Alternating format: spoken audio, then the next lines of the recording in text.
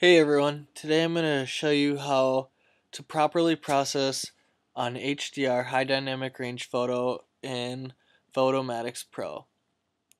So in Adobe Bridge here I have my three photos at different exposures. I'm going to select all those and bring them into Photomatix Pro. It's going to automatically open this dialog box and I want to merge these for HDR processing. I already have my three images since I just dragged them in, but otherwise you can choose to browse and select which ones you'd like to process. Then it brings me up this pre-processing options menu. I'm going to want to align the source images.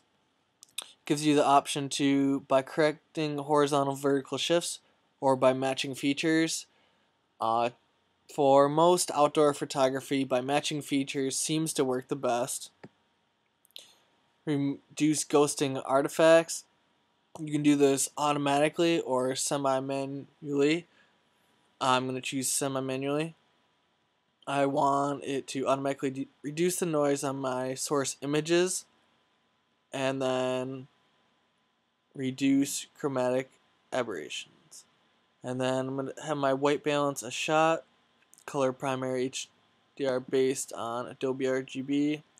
It's your choice, whichever format you like working in, as RGB, Adobe, or Pro Photo. And then you can just choose to pre-process your image. It's going to begin by converting your images. Based on how many images you have being processed and how large they are, will depend on how long it will take on your computer.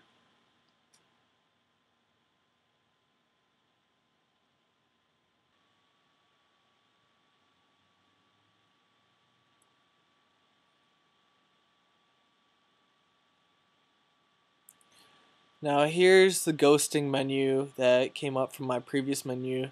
I chose to do semi-manual and not automatic. You can look here and then see if there's any ghosting. I'm going to zoom in just a little bit.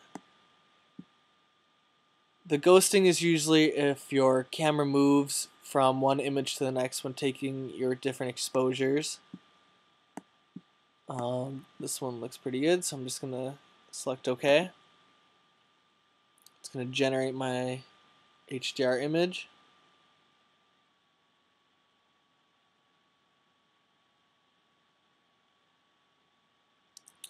Now here's my image. It looks pretty faded, dull, and boring, but in order to get the good style of an HDR photo, you want to click tone mapping.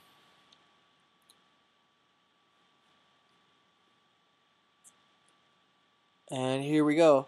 With Photomatix Pro, it comes with a bunch of presets that you can automatically choose and how you want your image to look. It's great for beginners on a starting point for choosing what you like. I'm just going to simply choose the compressor default. It gives it more of a realistic look. And then on the left, we've got the method tone compressor or details enhancer. This is just based on which you were to choose. I'm just going to leave it at details. The strength, it can change.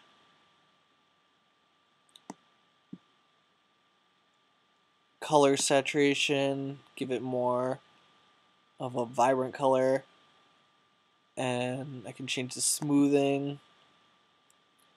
If you have a lot of noise in your sky or any part of your image, you want to smooth your image out more, but the merged effect is going to go away a little bit. I'm just going to leave mine at high. I can change my white point, black point, gamma, the temperature of my photo, and do basically everything that you can do in Photoshop afterwards. I don't typically like to change these settings because once I change them and save the image, I cannot go back and fix them easily. So I'm going to leave them all at the default settings.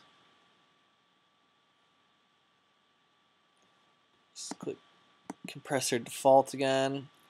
Then I'm going to process my image.